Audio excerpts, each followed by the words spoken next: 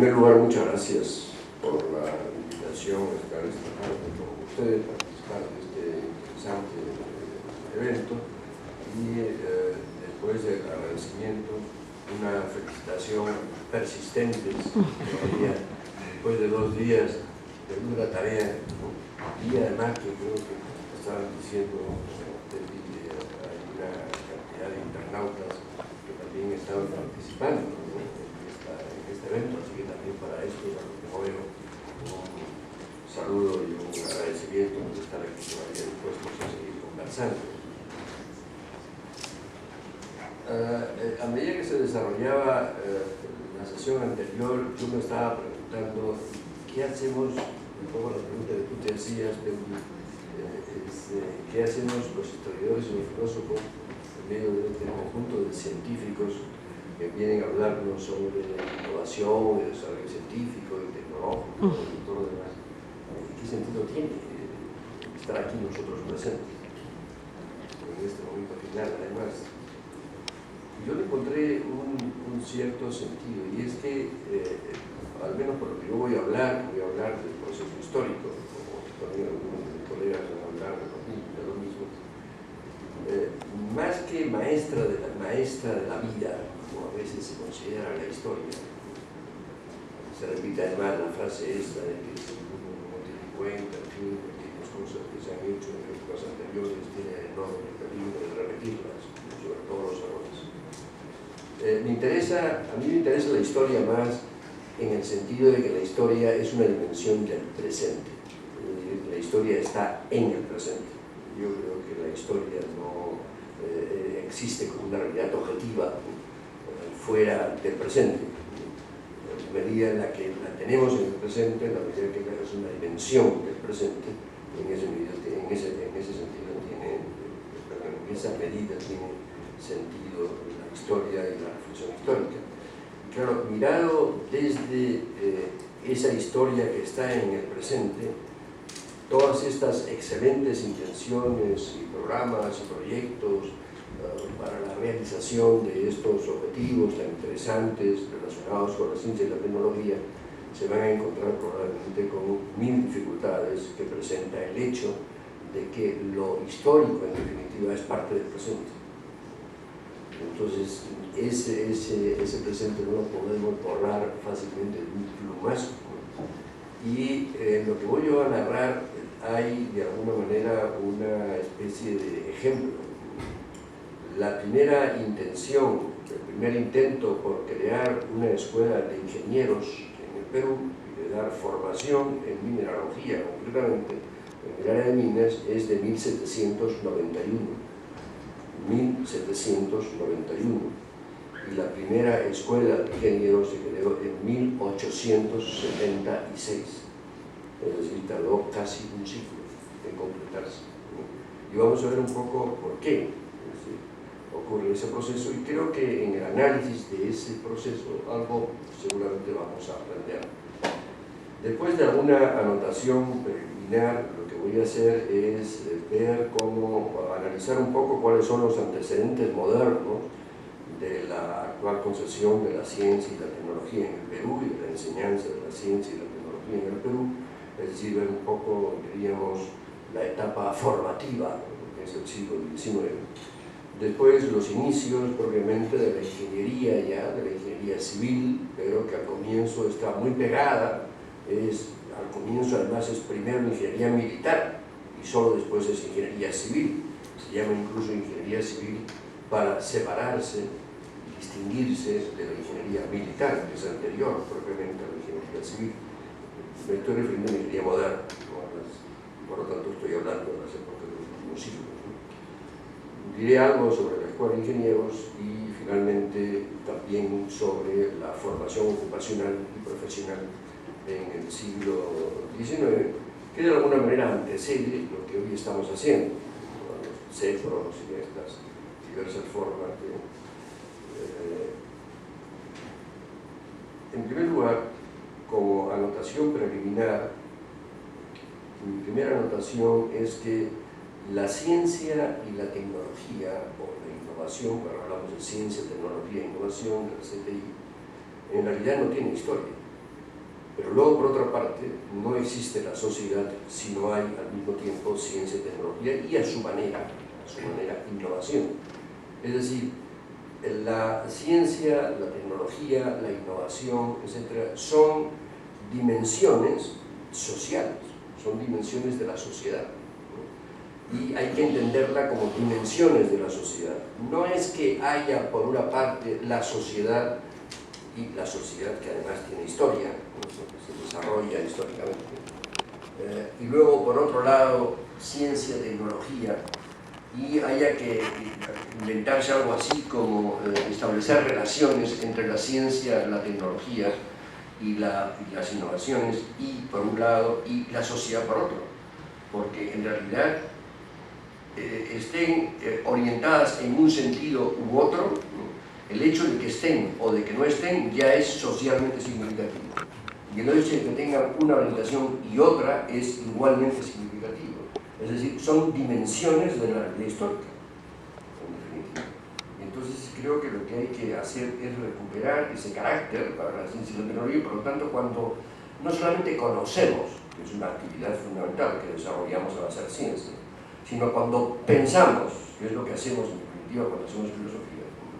Entonces hay que tener en cuenta este tipo de criterios, si no se tienen en cuenta, entonces puede muy bien ocurrir que simplemente naveguemos o creamos que estamos navegando en esferas fuera de lo social, solamente que eso que creemos estar navegando fuera de lo social es también parte de lo social. Es algo así, para poner un ejemplo muy simple, es como declararse apolítico, es una manera de hacer política. El apolítico no existe, es una posición política. Una cosa parecida ocurre, digamos, con la ciencia y la tecnología en su relación con la sociedad. Lo que caracteriza, sin embargo, en el proyecto moderno, y por lo tanto la ciencia moderna, la ciencia, la tecnología y hoy aquello de lo que se habla tanto, que es la innovación, en el proyecto moderno es que frente a otros proyectos sociales, frente a otras maneras de organizarse la sociedad, o con respecto a otras maneras de organizarse la sociedad anteriores al proyecto de la modernidad, lo que caracteriza la presencia de la ciencia y la tecnología en el proyecto de la modernidad es su función prioritaria, es decir, adquiere una función fundamental en el proyecto moderno, y adquiere una función fundamental porque se refiere en primer lugar al mundo de la cultura, y constituye una de las esferas fundamentales de la cultura, que es la esfera del conocimiento, está dentro de la esfera de lo que se llama la esfera de la objetividad, no en la esfera de la legitimidad, ciertamente, pero sí también en la esfera de la representación simbólica, en la medida en que la ciencia y la tecnología elaboran un lenguaje, y ese lenguaje, a través de ese lenguaje, no solamente se conoce, como se decía, sino además se interpreta. O sea, se hace la experiencia de nosotros mismos y la experiencia del mundo. Una de las cosas que yo he aprendido al convivir de cerca con los ingenieros durante tantos años es que hay una manera de ser persona que nace precisamente como consecuencia del lenguaje que manejan los ingenieros. Entonces hay una manera, diríamos, ingenieril de ser persona. Y esa manera de ingenieril de ser persona surge por primera vez en el Perú en la segunda mitad del siglo XIX. Entonces, estos elementos, diríamos, hay que tenerlos en cuenta, esta presencia, digo, prioritaria de la ciencia y la tecnología, porque además no solamente está prioritariamente en las esferas de la cultura, la ciencia y la tecnología, sino están también en los subsistemas sociales, lo que se llaman los subsistemas sociales en la terminología. Si alguno sabe de ciencias sociales, se dará cuenta que estoy siguiendo a Weber, sin decirlo. Entonces, en los subsistemas sociales también está muy presente, sobre todo en el sistema productivo. No hay producción sin tecnología, pero también en el sistema de intercambio, es decir, en el mundo del mercado, en el sistema educativo y en otros sistemas que no lo vemos tan claramente. Pero ¿cómo es posible, por ejemplo, sin articular el territorio, pensar en la gobernabilidad? Y quien articula el territorio es el ingeniero. Es decir, quien traza, ¿no?, la manera de organizar el territorio es la ingeniería, o sea, hace desde la ingeniería, y por lo tanto está relacionado igualmente con la política. Entonces, se ve a través de estos elementos la importancia que adquiere la ciencia y la tecnología en el proyecto moderno en términos generales. ¿Cómo ocurre este proceso? Muy brevemente voy a desarrollar, porque estamos un poco retrasados, en el caso del Perú. Lo que podríamos llamar de alguna manera la etapa formativa, si quieren ustedes, de la ingeniería moderna, de la ciencia moderna, de la tecnología moderna en el Perú. Partimos, en primer lugar, me refiero, y hay que acotarlo, me refiero a la ingeniería que llamamos moderna, y por lo tanto me refiero a la manera occidental de hacer ingeniería, no me refiero a otras maneras. Y concretamente, dentro de la manera occidental de hacer ingeniería, ¿no?, me refiero a aquella que consideramos como moderna, ¿cierto? No niego, por cierto, que haya otras formas de desarrollo de las ingenierías en otro tipo de culturas. En nuestro caso, en el caso occidental, se advierte al comienzo, todavía hasta el siglo XIX incluso, se advierte en primer lugar que hay los límites entre la técnica propiamente y la ingeniería son borrosos. No es fácil distinguir a un alarife, por ejemplo, de un arquitecto, todavía en el siglo XIX, ciertamente en el XVIII y ciertamente también en el XIX. No es fácil distinguir entre un técnico en el área de mecánica que sale de la Escuela de Artes y Oficios del siglo XIX, de un ingeniero que viene del extranjero, porque todavía no había ingeniería mecánica en el siglo XIX. Recién comienza en 1911, la primera facultad, los estudios de ingeniería mecánica, en 1903, pero en realidad comienza formalmente en 1911, pero yo, para no enemistarme con los ingenieros mecánicos, porque comenzó junto con la electricidad en 1913, todo eso comenzó en 1903. Entonces, todavía son borrosos estas distinciones entre ingeniería y técnica. Son borrosos también los límites entre, muy claramente borrosos, es decir, muy confundidos, entre la ingeniería militar y la ingeniería civil. En gran parte, el hacedor de la ingeniería civil es el ingeniero militar, en el siglo XIX, bien avanzado en el siglo XIX. También son borrosos estos límites. Y son borrosos, por otra parte, también el proceso de ejercicio profesional y de formación profesional. Es decir, todavía no hay un sistema de formación profesional. Me refiero al Perú, que había comenzado en Europa muy poco antes, apenas al final de la segunda mitad del siglo XVIII. Entonces todavía el trabajar y elaborar la experiencia y estudiar, por otra parte, no están divorciados, están juntos todavía en el siglo XIX, ¿no? Entonces, en estas condiciones comienzan a surgir ciertamente escuelas de ingeniería, pero comienzan a surgir escuelas de ingeniería en la segunda mitad del siglo XVIII. En la segunda mitad del siglo XVIII se considera que la primera escuela de ingeniería es el École de Pont-de-Chaussée de París, la Escuela de Puentes y Calzadas de París, desde 1747. Entre 1747 y 1794, que se crea la École Polytechnique, la Escuela Politécnica también de París. Entonces se van creando una serie de escuelas de minería, la Escuela de Freiberg, que es enormemente importante, influye, la Escuela de Selmec-Bagne, pueblo que en esa época era húngaro, ahora es eslovaco, ¿no? Por todos estos cambios que ha habido en Europa Central.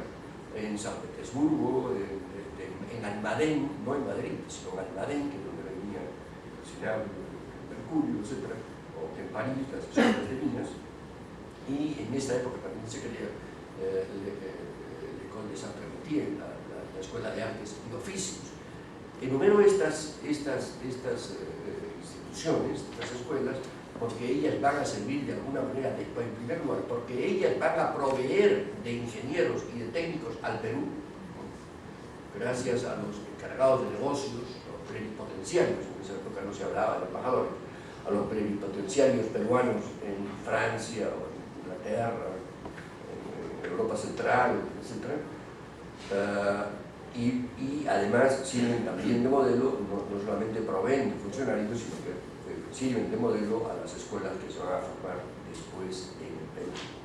Los ámbitos que interesan en esa época, o sea, la ingeniería se aplica a determinados ámbitos, y esto no es gratuito, tiene que ver naturalmente con la matriz de desarrollo, como es lógico. Es decir, se aplica así como ahora se está hablando de la posibilidad de qué podemos hacer para embarcarnos en una matriz más competitiva y con producción de valor agregado, etc., y no ser solamente un país exportador de materias primas y todo lo demás. Entonces, también lo que se enseña, lo que se desarrolla de la ingeniería tiene que ver naturalmente con la matriz de desarrollo. Entonces, no es ciertamente gratuito que en la época de la colonia haya ciertos avances, pocos por cierto, pero algunos avances en la explotación minera, la explotación de la minería y en los caminos que conducen hacia las minas, y no haya ninguna preocupación por la agricultura, ninguna preocupación por la industria en la época de la colonia. Desgraciadamente ese espíritu lo heredamos en el siglo XIX y continuamos así. Y no es gratuito ciertamente que la primera escuela de ingenieros, no la escuela, la UNI, la escuela de ingenieros, que se generó al final del siglo XIX, sea escuela de ingeniería civil y de minas, no de agricultura. La escuela de agricultura se crea solo al comienzo del siglo XX, en 1901, unos años después, es decir, 25, 30 años después. Entonces hay un interés particular por la minería, una preocupación por el transporte, especialmente por el transporte marítimo, una preocupación especial durante la época colonial por la defensa, por el tema de la defensa, como era lógico, los piratas querían meterse por todos lados. Y luego después se aplica también la ingeniería, interesantemente, al mundo de lo simbólico, es decir, a través de los fenómenos religiosos, de los monumentos religiosos. Entonces ahí también hay conocimientos de ingeniería, naturalmente, y algunos monumentos civiles. En el área de la minería hubo varios, no voy a dar detalles porque sería demasiado tedioso, pero tal vez lo interesante es advertir en el área de la minería un poco lo siguiente. Insisto solamente en esa idea, no doy los datos precisos, están por lo demás descritos en los diversos libros que he escrito sobre estos temas. Pero es interesante advertir que la mayor parte de las innovaciones que se pretenden hacer en el beneficio de metales durante la época colonial, casi todas fracasan. Y la causa del fracaso, cuando uno comienza a analizar el por qué fracasan, eso me decía el economista, de buscar las causas, no sé qué, después hay que interpretarlas, ¿no es cierto? Pero cuando uno comienza a buscar las causas, encuentra que son de carácter social las causas por las cuales fracasan. Le voy a poner un ejemplo muy simple. El barón de Nordenfleet, el último, digamos, en el siglo XVIII. En el siglo XVIII, el barón de Nordenfleet, lo tienen ustedes descrito en un libro mío sobre este tema, sobre el informe del barón de Nordenfleet, que pone en la introducción a ese documento. El barón de Nordenfleet viene de Europa Central, ¿no? Es protestante, tiene una cierta relación con lo que habla Weber del espíritu protestante y la relación con el surgimiento del capitalismo, perdón, la ética protestante y el surgimiento del capitalismo. Una de las condiciones que pone el barón de Nordenfleet para venir al Perú a mejorar la minería es que no le molesten en sus concepciones de carácter religioso, pese a eso lo molesta la Inquisición en diversas oportunidades. Pero el barón de Nordenfleet trae dos cosas que son muy importantes. Es una tecnología nueva de explotación de la minería, por un lado, y una concepción capitalista de la explotación minera.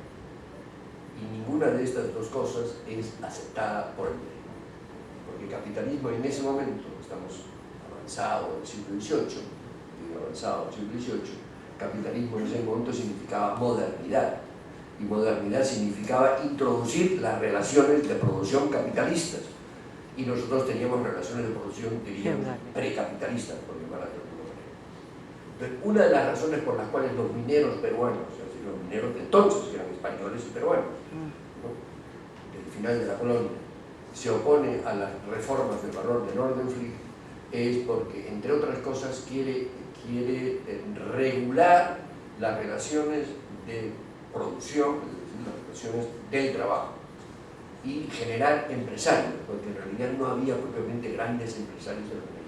La minería estaba en decadencia al final del siglo XIX, del siglo XVIII, perdón, y consiguientemente envía los reyes a esta misión para que reforme la minería, pero ya no hay grandes empresarios que regulan, sino que más bien la producción minera es lo que hoy llamaríamos una minería informal, no hay una minería formal al final de la época colonial, y esto trae como consecuencia que a esos informales no les interese regular la relación con su fuerza de trabajo. Si uno lee los informes del barón de Nordenfleet, de los viajeros de ese momento, advierte que la mayor parte del informe está dedicado al maltrato que dan los mineros a los indígenas. Es decir, está haciendo una reflexión de carácter social, y esto hace que su propuesta de modernización en definitiva fracase. Pero de todas maneras es interesante advertir que hay este intento. En relación con la minería, dejaré lo de defensa de las obras públicas porque si no, 21 minutos todavía. ¿cuánto? 21 minutos. 15 minutos. Aunque también es bien interesante solamente la idea esta de que efectivamente la ingeniería del final del siglo XVIII y de buena parte del siglo XIX es fundamentalmente, es todavía ingeniería más militar que civil. Hay por una parte una distinción clara entre ingeniería de minas, que ya está surgiendo, y hay escuelas de ingeniería de minas, y luego por otra parte las otras ingenierías. Las otras ingenierías era ingeniería militar, que tenía que ver no solamente con la defensa, sino con el ornato de la ciudad, con la canalización de los ríos, con las posibilidades de irrigación, con el embellecimiento urbano, con el ordenamiento urbano, con la cartografía, elementos fundamental, absolutamente fundamental, que también se piensa además como un área de la ingeniería. Después nos hemos venido a advertir que solo recientemente, hace pocos años, se creó la carrera de ingeniería geográfica, y muchos se extrañan: ingeniería geográfica, ¿cómo es posible ingeniería geográfica?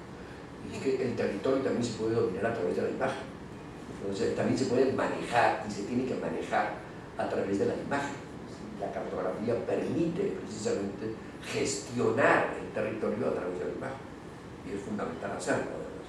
Entonces esta ingeniería es una ingeniería fundamentalmente militar, procede además de la estructura característica militar de la época de la colonia, del final de la colonia, y cuando llega San Martín en Perú, comienza el proceso de emancipación, o continúa el proceso de emancipación, y comienza el proceso de constitución de la República.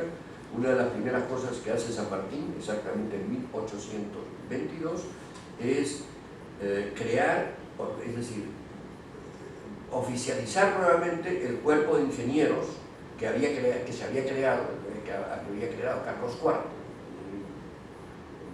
el rey de España en aquella época, en 1803, había creado el cuerpo de ingenieros. El cuerpo de ingenieros dentro del ejército. Y San Martín, en 1822, como se supone que ya estamos en una época republicana, lo que hace es, diríamos, rehabilitar al cuerpo de ingenieros. Y ese cuerpo de ingenieros tiene que ocuparse de todas las obras de cualquier género de arquitectura militar, civil o hidráulica que ocurra en el Perú. Ese cuerpo de ingenieros, que es cuerpo de ingenieros militar, todavía en 1822.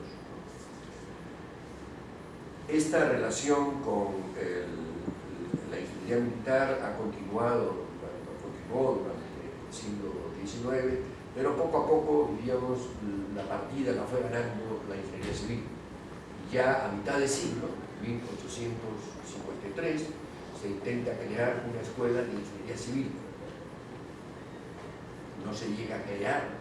La escuela se encarga la creación a 2 ingenieros franceses que habían sido convocados para trabajar sobre todo en el tema de los ferrocarriles, y a un ingeniero polaco que después termina siendo el más importante de los 3, el ingeniero Malinowski, porque es el que traza el trazado del ferrocarril central, el Mensch lo traza y lo dirige Ernesto Malinowski. Entonces se va poco a poco desarrollando, es cierto, la ingeniería civil. Se intenta crear en 1853 la Escuela de Ingenieros Civiles, no se llega a crear, no hay nota del presupuesto del Estado, y se crea más o menos 20-25 años después. Pero como digo, esta relación con la ingeniería civil, con la ingeniería militar, ha perdurado en la Escuela de Ingenieros, ha perdurado en la Escuela de Ingenieros al comienzo del siglo, ya en el siglo XX.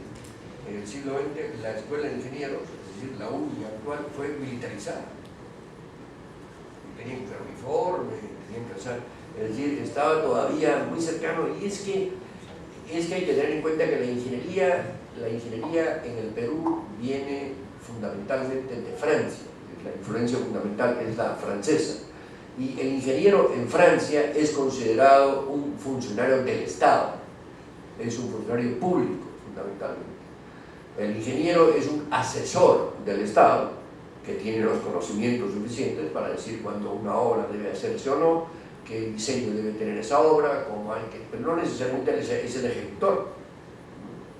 Esta idea del ingeniero como asociado fundamentalmente al Estado se concreta además a través de una institución que se crea en el Perú, que es el Cuerpo de Ingenieros y Arquitectos del Estado, en el siglo XIX.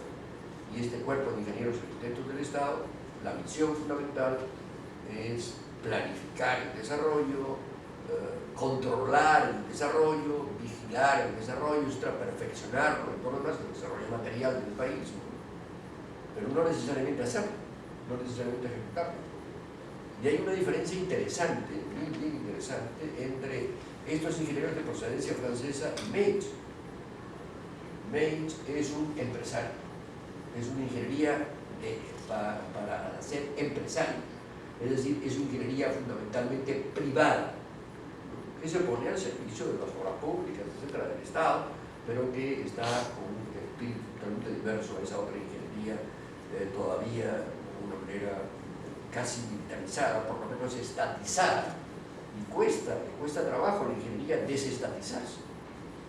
No es tan fácil el proceso de desestatización, como tampoco es fácil el proceso de constitución propiamente de los saberes propios de la ingeniería. Se van construyendo a lo largo del siglo XIX, hay varios intentos de formar ingenieros y se llegan a concretar a través del Cuerpo de Ingenieros y Arquitectos del Estado. De hecho, hay una manera de llegar a ser ingeniero sin haber estudiado en ninguna escuela de ingenieros, a través de la práctica. Entraban los exalumnos de la Escuela de Artes y Oficios, o los que se graduaban de doctores en ciencias en la Universidad de San Marcos, entraban al Cuerpo de Ingenieros y comenzaban la carrera para ser ingenieros. Y comenzaban el proceso a través del trabajo. Y cada cierto tiempo, más o menos una vez al año, pasaban un examen de una serie de materias que ponían antes. Es decir, se estaba constituyendo el cuerpo que después se va a escolarizar en la forma de carrera de ingenieros. Pero para que se cree la carrera de ingenieros es necesario que se constituya el cuerpo de conocimiento. Y es una vez creado ese cuerpo de conocimientos, una vez convertido en una disciplina. Imagínense ustedes, por ejemplo, entre paréntesis, la diferencia que hay entre practicar los principios éticos y seguir un curso de ética. Pueden ser dos cosas totalmente diversas, absolutamente diversas. Yo me acuerdo de una anécdota que me contaban todavía, estaba estudiando en la universidad, de un amigo mío que se examinaba al día siguiente de religión y estaba haciendo cola en un prostíbulo. Y otro amigo le encontró y le preguntó: ¿y tú qué haces acá? Me voy leyendo, no estoy preparando el curso de religión. Entonces, lo que decía es que se tiene que ir constituyendo, diríamos, el conjunto de conocimientos para que esto se pueda, digamos, disciplinarizar, convertirse en disciplina, y después se pueda escolarizar. Y eso es un proceso, y ese proceso, como digo, dura todo el siglo XIX. Bien, ¿qué voy a saltar todo el banco? Si no, ya tengo un poco, 5 minutos. En el caso de las escuelas, en el caso de la formación, quedan 5 minutos. Entonces, en el caso de la formación no de ingeniería, sino también es importante advertir que en el siglo XIX no solamente se van constituyendo los elementos, que yo he dado solamente algunos, ¿no?, de la construcción de la carrera de ingeniería, por ejemplo, en las áreas de ingeniería. No, lo mismo ocurre en las áreas de formación técnica, de niveles, diríamos, básico y de nivel medio. Ocurre una cosa parecida. Y es que se van poco a poco. San Martín tiene toda la mejor intención, entonces da un decreto, como ocurre tantas veces, ha ocurrido después tantas veces en el Perú, creando escuela de artes y oficios en todas las capitales de provincia, en todos los departamentos, las capitales del departamento. Naturalmente no se lleva a cabo. Santa Cruz, unos añitos después, en 1837, hace exactamente lo mismo: crear escuelas teórico-prácticas en el territorio de la Confederación Perú-Boliviana. Tal vez es importante entender que fracasaron, pero tal vez es importante también entender que ya eso muestra una inquietud, ¿no? A pesar de que fracasan, a pesar de que no se llevan a la práctica, pero lo que muestra es una inquietud de comenzar a formar técnicos, es decir, de incorporarse en definitiva en el proyecto de la modernidad. Otro intento bien significativo fue un sabio que desgraciadamente es muy poco conocido, y es bien importante, enormemente importante, tiene trabajos sumamente interesantes, que es don Mariano de Rivero y Ustares, que es un sabio peruano de la primera mitad del siglo XIX, que intenta crea escuelas de estudio en el extranjero, por cierto. Todavía no había estudios de ingeniería en el Perú, porque estudia en Inglaterra y después en Francia, trabaja al servicio del gobierno inglés, del gobierno francés y después del gobierno alemán, ¿no? Entonces domina varios idiomas, y es convocado por Bolívar para que cree una escuela de ingeniería de minas en Colombia. Y va a Colombia y efectivamente crea un colegio de minería en Colombia. En México no era necesario crearlo, porque ya estaba en esa época de Colombia. En Perú fracasó, en México sí tuvo éxito. Este señor Mariano Rivero y Ustares, en la primera mitad del siglo XIX, intenta impulsar los estudios de técnicos en general, desde ingeniería hasta digamos, estudios ocupacionales, ¿no?, de nivel ocupacional más bajos, ¿no? Y crea un colegio de minería en Huánuco en 1846, solamente que después no lo puede continuar, políticamente no existen las condiciones adecuadas, él tiene que renunciar al puesto que tenía de prefecto del departamento de Junín y no puede continuar con el proyecto. Lo mismo pasa con las escuelas de artes y oficios, que se da el decreto en 1846-49, y sin embargo no se ponen en práctica sino en 1860, varios años después. Pues hay varios intentos importantes, que culminan felizmente, así como todos los trabajos, todo el esfuerzo por crear una escuela de ingeniería culmina efectivamente en 1876 con la creación de la Escuela de Ingenieros. Igualmente ocurre con los intentos por formar digamos, mandomedios y técnicos con una formación ocupacional, pero con una formación menor que el mandomedio, que culminan en la creación efectivamente de la Escuela de Artes y Oficios en 1860. Esta Escuela de Artes y Oficios tuvo una evolución complicada. Es lo que hoy se llama el Instituto José Pardo.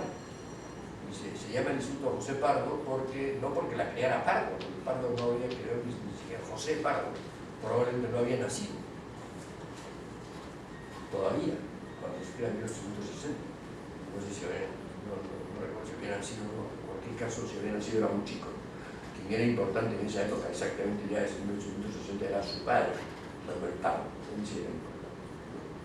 entonces se crea la escuela y se le llama José Pardo porque la renuevan, la remodelan a partir del gobierno de José Pardo, efectivamente a comienzo del siglo XX. Y quien lo hace es nada menos que Pedro Paulet. Entonces, por eso adquiere el nombre de José Pardo, en definitiva, porque ya estaba creada desde 1860. Algunas, como ven ustedes, todos estos intentos culminan efectivamente, son procesos largos, difíciles, que están mezclados con problemas políticos, sociales, algunas reflexiones finales que solamente impulso. La primera es la que decía antes, y es que la CTI, la ciencia, la tecnología e innovación, son componentes del proceso histórico, son componentes de la realidad social, pero eso ya lo dije al comienzo. En segundo lugar, también que lo que he dicho al comienzo, de que el proyecto moderno, en el proyecto moderno, la ciencia, la tecnología y la innovación tienen una importancia mayor de la que tuvieron en otras formas de organización social, en otro tipo de proyectos sociales. Como se muestran claras, efectivamente, que dentro, lo que pasa es que la ciencia, la tecnología e innovación dentro del proyecto moderno tienen las características típicas del proyecto moderno. Y el proyecto moderno tiene dos dimensiones fundamentales, una de dominación y otra de liberación. Y por lo tanto la ciencia y la tecnología se pueden usar en los dos sentidos. Si yo utilizo la ciencia y la tecnología para tener un excelente arsenal bélico con la finalidad de poderle dar al señor Allende un golpe de Estado, hace 40 años exactamente, evidentemente estoy usando la dimensión no liberadora, ¿no?, de la ciencia y la tecnología, estoy usando la dimensión dominadora. Entonces está atravesada, diríamos, la ciencia y la tecnología, y esto es un elemento que hay que tener en cuenta, hay que tenerlo en cuenta en serio, no de cualquier manera, y es que un desarrollo científico y tecnológico puede llevar efectivamente a una mayor dominación y no a una mayor liberación, no necesariamente produce liberación. Supongo que los científicos con eso hacen mucha gracia.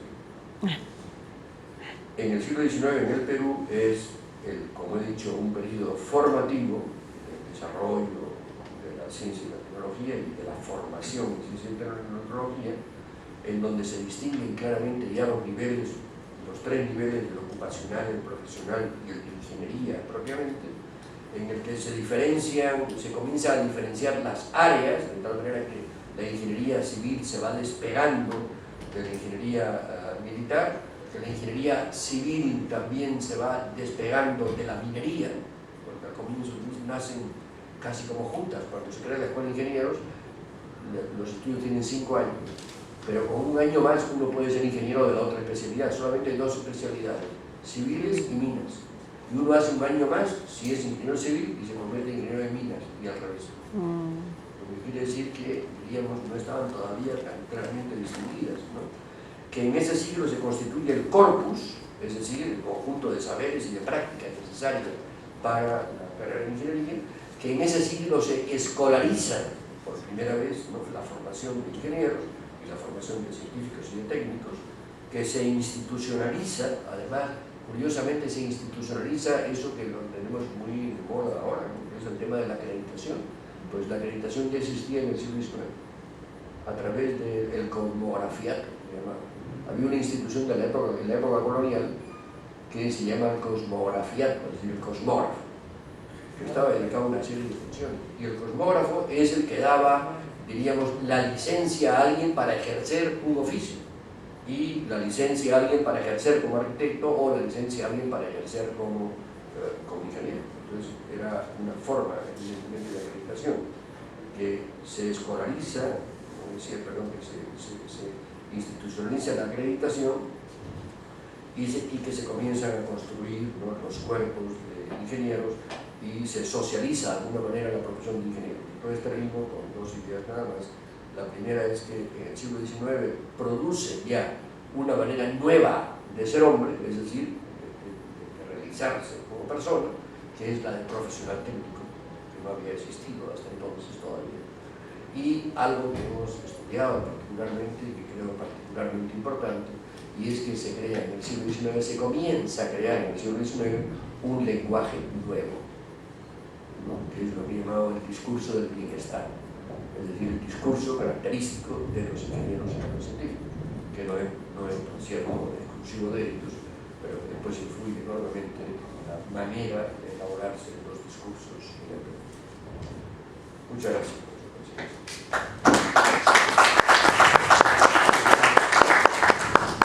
Muchas gracias, doctor López Soria. Continuamos con la presentación a cargo de las dos experiencias de la Universidad Católica. La primera a cargo del profesor José Canciani, que lleva por título Representación, Paisaje y Estructuras Arquitectónicas en Sitios Arqueológicos del Valle de Jequitepeque. El profesor Canciani es docente de la Universidad Católica e investigador del Centro de Investigación de la Arquitectura y la Ciudad, el CIAC. Es arquitecto y urbanista por la Universidad de Florencia en Italia. Obtuvo su doctorado en la Universidad Católica de Lovaina en Bélgica. Se ha dedicado a la investigación de la historia del urbanismo, la arquitectura prehispánica y el manejo del territorio. Ha publicado recientemente los libros Ciudad y Territorio en los Andes, Contribuciones a la historia del urbanismo prehispánico, y ha trabajado en la investigación y reciente exposición Modelando el Mundo, Imágenes de la Arquitectura Precolombina.